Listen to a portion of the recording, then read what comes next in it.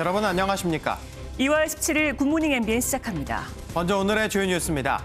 설 연휴 기간 가족 모임에서 시작된 감염이 지역사회로 전파되는 등 곳곳에서 크고 작은 집단 감염이 발생하고 있습니다. 오늘 발표될 신규 확진자는 지난 11일 이후 엿새 만에 500명대 중후반이 될 것으로 보입니다. 정부가 화이자와 노바백스 등 2,300만 명분의 백신을 추가 확보해 총 7,900만 명분의 백신 도입을 확정했습니다. 국내에서 위탁 생산 중인 노바백스 백신은 고령층 접종 계획에 도움이 될 것으로 보입니다. 한국배구연맹과 대한배구협회가 학교폭력 가해자는 프로선수가 될 수 없도록 신인 드래프트 참가를 아예 막기로 했습니다. 다만 이재영, 다영자매 등 이미 가해 사실이 알려진 선수들에게 소급 적용이 되진 않습니다. 위안부 문제를 국제사법재판소에 회부해달라고 호소한 이용수 할머니가 오늘은 미국 하버드대 학생들이 여는 온라인 세미나에서 위안부 피해에 대해 직접 증언합니다. 이 할머니는 현지 학생들의 요청으로 증언에 나섰는데 SNS를 통해 실시간 중계될 예정입니다. 비트코인이 사상 처음으로 5만 달러, 우리 돈으로 5,500만 원을 돌파했습니다. 지난주 테슬라의 비트코인 구매가 상승세를 견인했다는 평가가 나오는데 안정적인 재산이라는 기대와 거품이라는 우려의 목소리가 동시에 나오고 있습니다. 오늘은 서울의 아침 기온이 영하 10도까지 떨어지고 한낮에도 전국 대부분 지역이 영하권에 머물며 막바지 한파가 기승을 부리겠습니다. 서해안에는 최고 15cm, 제주도 산간과 울릉도, 독도에는 최고 20cm의 폭설이 쏟아질 것으로 보입니다. 우려했던 일이 현실이 되는 걸까요? 이 방역 당국이 자제를 요청했던 설 연휴 가족 모임에서 코로나19 감염이 속출하고 있습니다. 오늘 0시 기준 확진자는 최소 500명대 중반이 될 것으로 보입니다. 강영호 기자입니다. 전남 신안의 한 교회입니다. 신도 40명 남짓의 작은 교회로 설 연휴 이후 14명의 확진자가 나왔습니다. 교인 부부가 최초 확진 판정을 받았는데 명절을 앞둔 지난 8일 전북 완주에서 인사온 아들 역시 확진 판정을 받았습니다. 광주에선 코로나19 전담병원에 파견된 간호사와 그 부모가 확진됐습니다. 간호사는 연휴 기간 전남 순천의 부모 집을 방문한 것으로 확인됐습니다. 2월 10일부터 2월 11일까지 전남의 부모님을 방문한 그 동선이 있었습니다. 설 연휴발 집단 감염 속에 신규 확진자는 나흘 만에 400명대를 기록했습니다. 또 어젯밤 9시 기준으로는 531명까지 치솟으며 오늘 0시 기준 확진자는 최소 500명대 중반을 기록할 것으로 보입니다. 이번 주말 본격적인 설 연휴발 감염이 나올 수 있다는 우려 속에 정부는 예정대로 다음 달부터 새 거리두기 체계를 적용할 방침입니다. 2주간 사회적 실천력을 최대한 끌어올려 확실한 안정세를 달성해야만 3월부터 새로운 거리두기 체계로 개편될 수 있을 것입니다. 다음 주 중 대략적인 윤곽이 나올 것으로 예상되는 가운데 거리두기 개편이 자칫 4차 대유행의 불씨가 될 수 있다는 우려도 나옵니다. MBN 뉴스 강용호입니다. 오는 26일부터 시작되는 코로나19 백신 접종은 모두 무료라고 정부가 발표를 했죠. 그런데 이 접종 비용의 70%를 국민건강보험 재정에서 충당하려고 해 논란이 일고 있습니다. 이 건강보험은 사회보험인데 결국 다시 국민에게 전가된다는 거죠. 강대엽 기자입니다. 문재인 대통령은 올해 신년사에서 전 국민 무료 백신 접종을 공언했습니다. 우선순위에 따라 순서대로 전 국민이 무료로 접종받을 수 있도록 하겠습니다.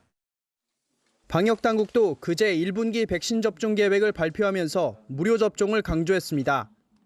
하지만 보건복지부 내부적으로는 접종비의 70%를 국민건강보험 재정에서 충당하기로 잠정 결론을 내린 것으로 알려졌습니다. 백신 접종비는 1회당 약 19,000원. 여기에 민간 의료기관에서 이루어질 수 있는 접종 횟수를 계산하면 총 3,363억 원을 건강보험 재정에서 부담해야 합니다. 복지부는 이 같은 안건을 의료정책 최고 의사결정기구인 건강보험정책심의위원회에 상정했습니다. 해당 안건은 심의의결 안건이 아닌 보고 안건으로 상정됐습니다.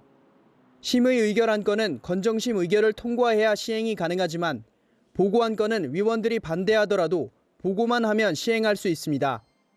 건강보험 가입자를 대표하는 위원들은 강하게 반발했습니다. 건강보험 재정도 건강보험료 국민이 내는 돈으로 마련되는 거거든요. 당연히 의결을 해야 되는데. 복지부는 법적으로 의결 대상이 아니었다고 설명했습니다. 법에 명시된 의결할 건이라고 판단하지 않아요. 왜냐하면 비급여를 급여화하는 건이 아니고 한시적으로 적용하는 것이기 때문에. 이번 계획은 기획재정부가 백신 접종 비용 전액을 국고로 부담하기 어렵다는 의견을 전달한 뒤 마련된 것으로 알려졌습니다. MBN 뉴스 강대엽입니다. 흥국생명 배구단의 박미희 감독이 학폭 논란에 사과했습니다.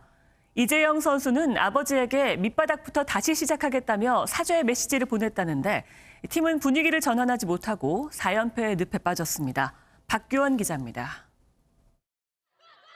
팀 내 불화설에 학폭 논란까지 더해지며 뒤숭숭한 분위기에 흥국생명 배구단. 결국 박미희 감독이 고개를 숙였습니다. 어떤 이유에서든지 학교 폭력은 있어서는 안 될 일이라고 엄중하게 생각을 하고 있고요.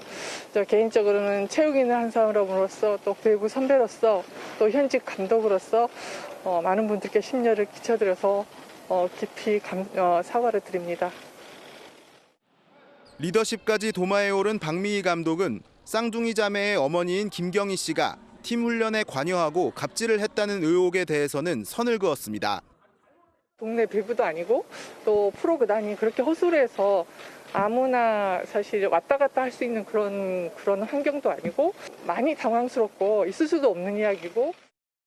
그러면서 주장인 김연경 선수가 다른 선수들을 잘 이끌고 있다면서 빨리 분위기를 수습하겠다고 밝혔습니다. 국가대표 자격까지 박탈당한 이재영, 이다영 자매는 아버지에게 반성의 메시지를 보낸 것으로 전해졌습니다. 이재영은 그동안 잘못 살아온 데 대한 벌을 받는 것 같다며 비판을 받아들이고 바르게 살겠다고 적었습니다. 그러면서 시작할 수 있다면 밑바닥부터 다시 한번 해보겠다며 배구를 계속하고 싶다는 뜻도 내비친 것으로 전해졌습니다. 감독이 직접 사과에 나서고 쌍둥이 자매도 잘못을 뉘우치는 모습을 보였지만 학폭 논란에 대한 여론은 여전히 차가운 상황. 분위기를 전환하지 못한 흥국생명은 결국 어제 경기에서도 시즌 최다 점수차 패배를 기록하며 4연패의 수렁에 빠졌습니다. MBN 뉴스 박규원입니다. 이재영, 이다영 선수뿐 아니라 다른 배구 선수들에 대한 학폭 피해 주장도 나왔는데요. 한 선수가 피해 폭록을 작성자에게 직접 연락해 겁박한 정황이 드러났습니다. 김동환 기자입니다.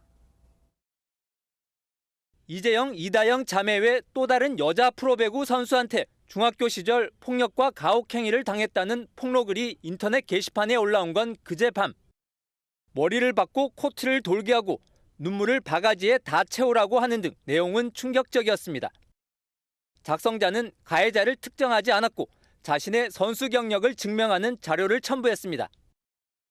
학교 이름은 가렸지만 노출된 단서만으로도 가해 의심 선수 2~3명이 압축됐고 일부 게시판에선 실명도 거론됐습니다.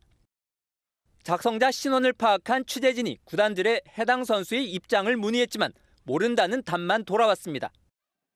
확인돼 있는 사항은 없고요. 또 얘기가 나온 건 알고는 있는데 전혀 그런 사실 없는 걸로 확인이 됐습니다.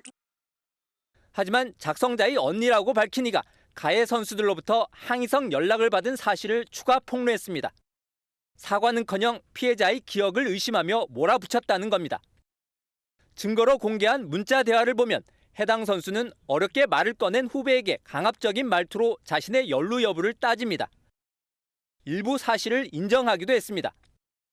하지만 작성자는 전화 받는 것도 만나는 것도 무섭다면서 더는 과거를 들춰내면서 상처받고 싶지 않다며 게시글을 삭제했습니다. 구단들은 자체 조사를 하고 있다고만 할 뿐 관련 해명을 내놓지 않았습니다. 또 다른 구단의 한 신인 선수에게 학교 폭력을 당했다는 폭로가 나오는 등 배구 선수들의 학폭 논란은 꼬리에 꼬리를 물고 있습니다. MBN 뉴스 김동환입니다. 정부도 스포츠계에서 발생한 학폭 사태를 심각하게 보고 있습니다. 문화체육관광부가 학교 운동부 징계 이력을 통합 관리해서 앞으로 선수 활동 과정에 반영하는 방안을 마련하겠다고 밝혔는데요. 실효성이 있을지가 관건입니다. 이상주 기자입니다.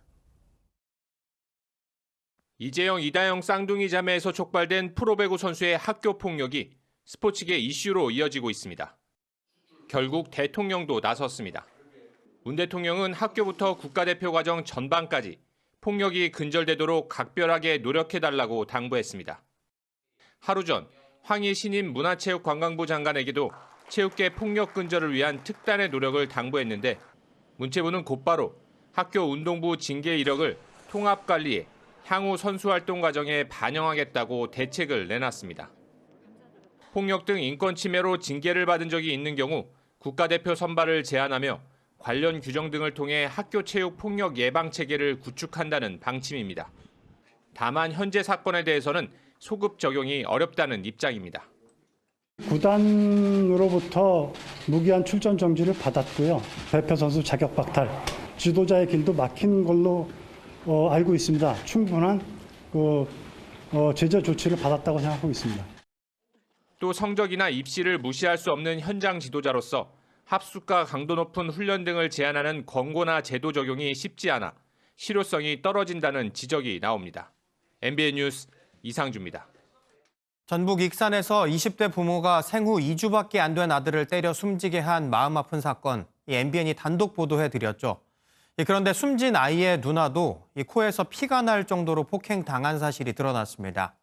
당시 누나는 생후 2개월밖에 되지 않았는데 부모는 아이를 키우면서 제대로 씻기지도 않았습니다. 강세훈 기자가 단독 보도합니다.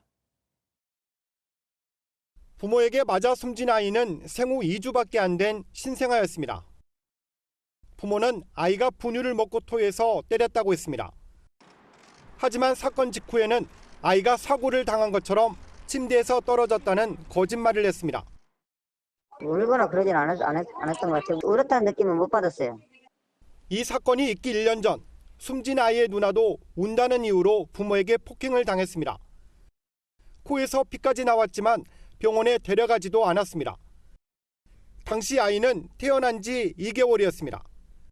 아이 얼굴에 멍이 들었고 이 엄마가 아빠에게 병원이나 약국에 가자고 말을 했는데 거부를 했었어요.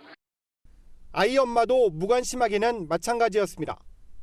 아이는 그냥 순수하게 누워만 있는 연령이거든요. 이 아이한테 손톱이나 여기 때가 껴져 있다는 거는 현재 아이는 부모와 분리돼 아동보호기관에서 생활하고 있습니다.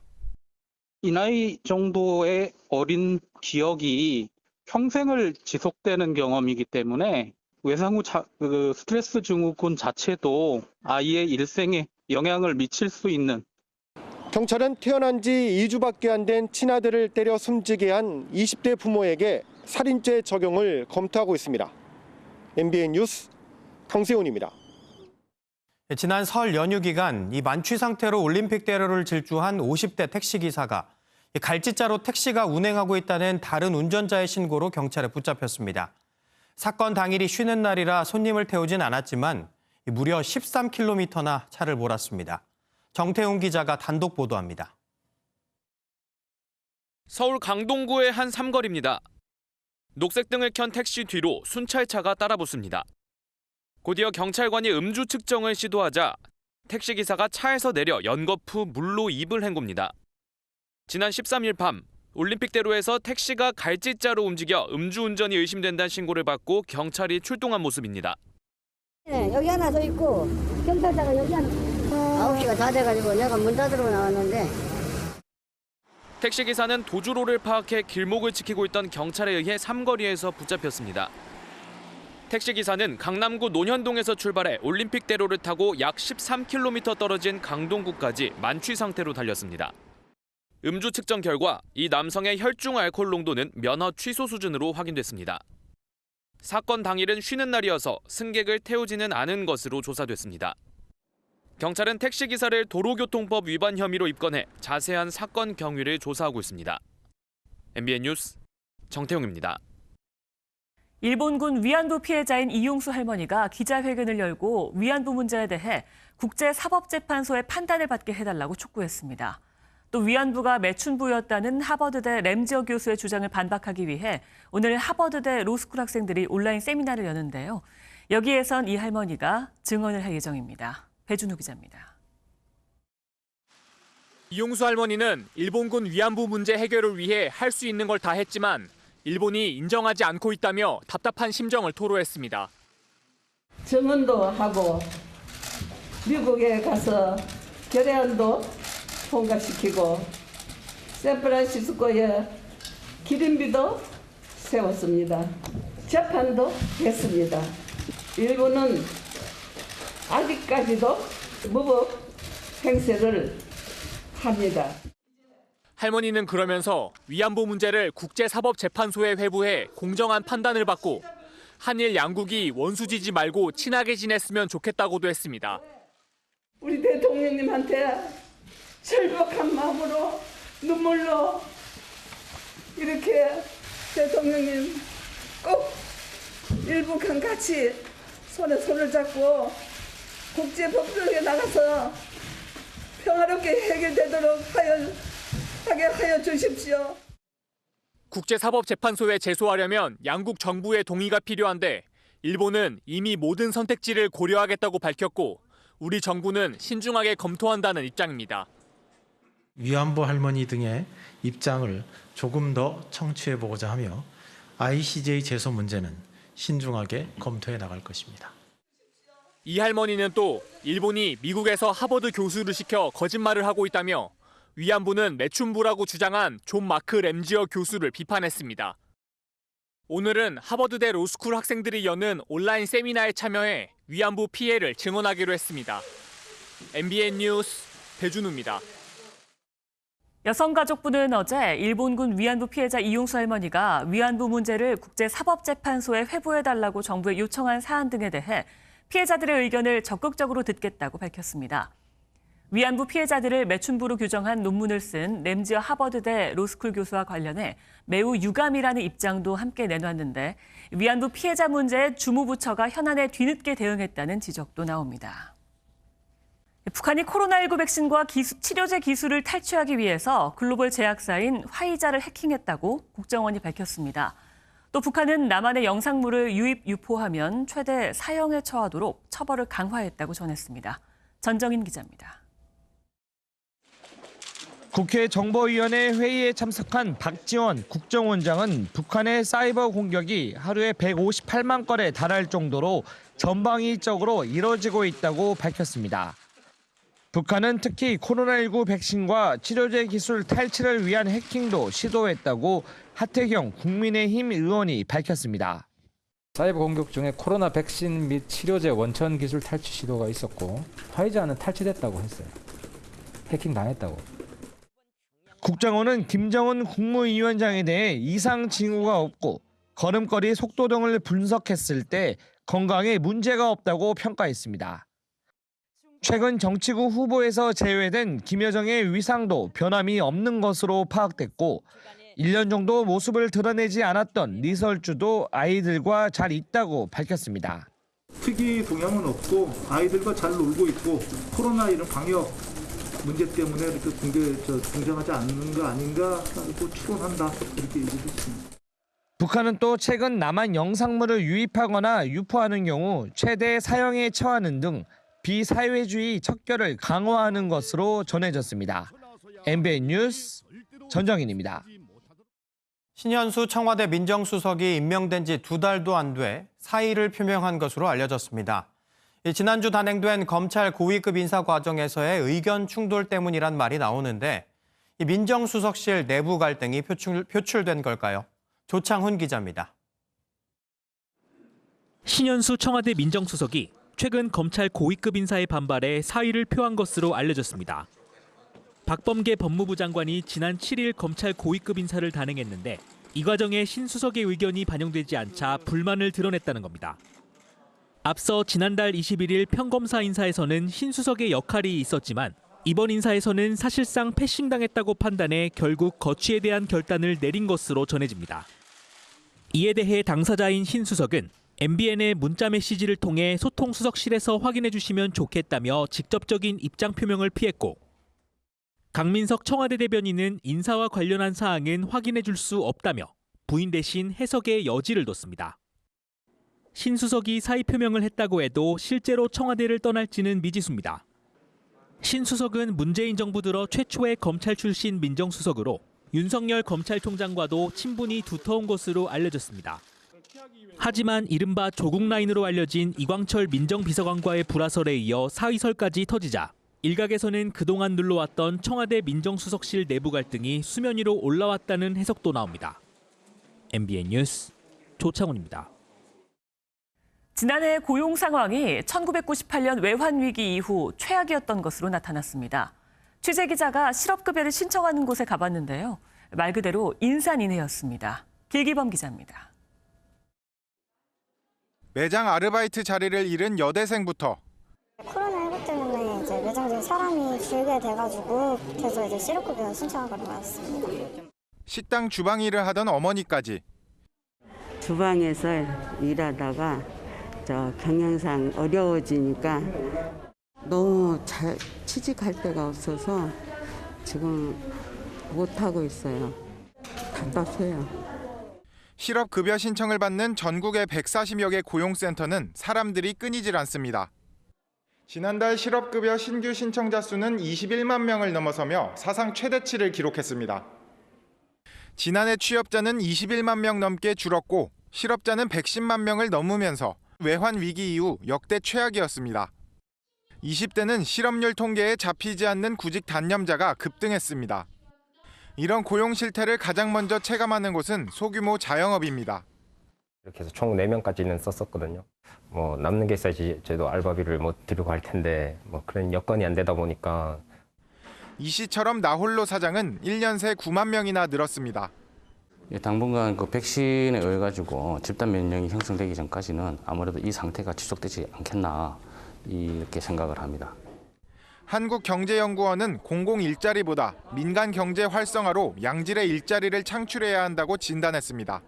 MBN 뉴스 길기범입니다. 앞으로 서울을 비롯해 분양가 상한제가 적용되는 지역에서 아파트를 분양받으면 일정 기간은 무조건 본인이 입주를 해야 합니다. 실제 살지 않으면서 사는 것처럼 속였다가는 1년 이하의 징역형까지 받을 수 있다는데요. 논란이 일고 있습니다. 박통일 기자입니다. 최근 분양가 상한제를 적용받은 서울 반포동의 한 재건축 아파트. 2달 뒤쯤 진행되는 아파트 청약에 당첨되면 준공 시점부터 최대 3년을 의무적으로 입주해 거주해야 합니다.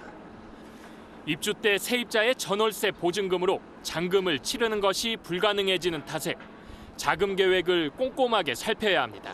중도금 대출, 잔금 대출도 안 되기 때문에 전액을 현금 들고 있는 사람이어야지 분양받아도 할 수 있고. 정부는 주택법 시행령 개정안을 국무회의에서 통과시키고 오는 19일부터 입주자를 모집하는 분양가 상한제 적용 단지에 최대 5년의 실거주 기간을 의무화하기로 했습니다. 서울 전 지역과 수도권 공공택지에서 분양되는 아파트를 분양받으면 일단 들어가서 살아야 하는 겁니다. 실거주를 하지 않으면 LH에 되팔아야 하고 사는 것처럼 속였다가 적발되면 1년 이하의 징역이나 1,000만 원 이하의 벌금이 부과됩니다. 실거주자에게만 저렴한 분양 아파트를 공급하겠다는 건데 가뜩이나 불안한 전세 시장을 더 자극할 수 있다는 지적이 나옵니다. 새 아파트의 전월세 공급을 사실상 중단시킬 수 있어서 공급 증대에 따른 가격 안정 효과를 기대하긴 어려울 것으로 판단됩니다. 특히 분양가가 9억 원을 넘으면 중도금 대출도 받을 수 없어 현금이 부족한 청약 대기자들의 고민은 깊어질 전망입니다. MBN 뉴스 박통일입니다. 변창흠 국토교통부 장관이 어제 신도시 방식으로 25만 호 내외 물량의 택지 개발 지구를 전국에 20여 군데 잠정적으로 정해놓은 상태에서 마지막 필지를 확정하고 있다고 말했습니다. 국토부는 해당 지방자치단체와 협의가 완료되는 대로 올해 상반기 안에 두세 차례에 나눠서 택지를 발표할 예정입니다. 문재인 대통령은 어제 국토교통부 업무보고에서 주택과 전월세 가격을 빠르게 안정시키는 데에 부처에 명운을 걸어야 한다고 말했습니다. 가상화폐인 비트코인이 사상 처음으로 5만 달러, 우리 돈으로 5,500만 원을 넘었습니다. 지난주 전기차 업체인 테슬라가 비트코인을 사들였다는 소식이 투자자들의 관심에 불을 붙인 건데요. 거품이라는 경고의 목소리도 여전합니다. 이기준 기자입니다. 블룸버그 통신은 비트코인 가격이 미국 뉴욕에서 5만 191달러를 기록했다고 전했습니다. 영국 런던에서도 5만 달러를 넘었습니다. 가상화폐는 거래소마다 가격에 차이가 있습니다. 5년 전 수백 달러에 불과했던 비트코인은 지난해 4분기에만 170% 올라 2만 9천 달러를 기록했고 올 들어서 다시 70% 급등했습니다. 지난주 일론 머스크가 이끄는 전기차 업체 테슬라가 우리 돈 1조 6천억 원 규모의 비트코인을 샀다고 공개하면서 투자자들의 관심에 불이 붙었습니다. 캐나다는 비트코인 상장지수 펀드를 처음으로 승인했고 마스터카드 같은 금융기업들도 관심을 보이고 있습니다. 지난 2017년 2만 달러를 기록했다가 3천 달러대로 80% 폭락했을 때와는 다르다는 기대감이 나오는 배경입니다. 하지만 최악의 거품이라는 경고는 여전합니다. 월스트리트 저널은 많은 사람이 터무니없는 값에 가상화폐를 사고 있다는 누리엘 루비니 뉴욕대 교수의 경고를 실었습니다. 비트코인 옹호론자들도 가격 변동에는 주의해야 한다고 지적합니다. My own recommendation to the individual investor that's investing a retirement account or something very serious is don't do it. 미국 등 주요국이 가상화폐가 돈 세탁 등에 쓰이고 있다며 관련 규제를 강화하려는 것도 변수가 될 수 있습니다. MBN 뉴스 이기종입니다. 김정은 북한 국무위원장이 어제 부인 리설주와 함께 김정일 국방위원장의 생일 기념 공연을 관람했다고 북한 노동신문이 보도했습니다. 리설주는 지난해 설 명절 기념 공연 관람 이후 약 1년 1개월 만에 공개석상에 모습을 드러냈습니다. 김 위원장은 김정일의 시신이 안치된 금수산 태양궁전도 참배한 것으로 전해졌습니다. 미얀마 경찰이 지난 1일 쿠데타 이후 가택연금된 아웅산 수치 국가고문을 코로나19 방역조치 위반 혐의로 추가 기소했습니다. 앞서 불법 수입된 소형 무전기 소지 혐의로 기소된 수치 고문은 그제까지 구금될 예정이었지만 법원이 이틀 더 구금하도록 해 추가 기소 전망이 나왔습니다. 오늘은 온몸이 움츠러드는 하루가 되겠습니다. 현재 강원도와 경북을 중심으로 전국 곳곳에 한파특보가 내려졌는데요. 오늘 아침 최저기온은 어제보다 더 떨어져서 서울은 영하 9.8도, 대관령은 영하 15.7도까지 곤두박질 쳤습니다. 한낮 기온도 크게 오르지는 못하겠습니다. 서울이 영하 5도, 대관령은 영하 10도로 평년보다 10도가량 낮겠습니다. 바람까지 강하게 불어서 체감온도는 더욱더 낮아지겠는데요. 오늘 출근길에는 강력 한파에 철저한 대비를 해주시는 게 좋겠습니다. 어제 서울은 기온이 낮고 바람이 강하게 불 때 내리는 가루눈이 이렇게 흩날렸습니다. 오늘 저녁부터 한 차례 더 강력하게 눈이 찾아오겠는데요. 현재 호남과 제주, 울릉도와 독도에는 대설특보까지 내려졌습니다. 예상되는 눈의 양을 살펴보시면 내일 오전까지 호남과 제주 산간, 울릉도와 독도에는 5에서 많게는 20cm, 또 충남 서해안은 3에서 10cm, 그 외 지역은 1에서 5cm가량의 눈이 내리겠습니다. 오늘 전국이 대체로 맑습니다. 다만 서해상에서 만들어진 눈구름대의 영향으로 충청과 호남, 경남과 제주를 중심으로 많은 눈이 예상됩니다. 강원 영동은 바람이 매우 강하게 불겠습니다. 눈이 쌓인 곳은 얼어붙으면서 빙판길이 나타나는 곳이 많겠습니다. 서울과 춘천은 현재 영하 10.2도까지 뚝 떨어져 있습니다. 오늘 한낮에도 전국 대부분이 영하권 강추위가 이어지겠습니다. 목요일까지는 동장군의 기세가 매섭겠습니다. 다행히 주말에는 영상권을 회복하겠습니다. 날씨 전해드렸습니다.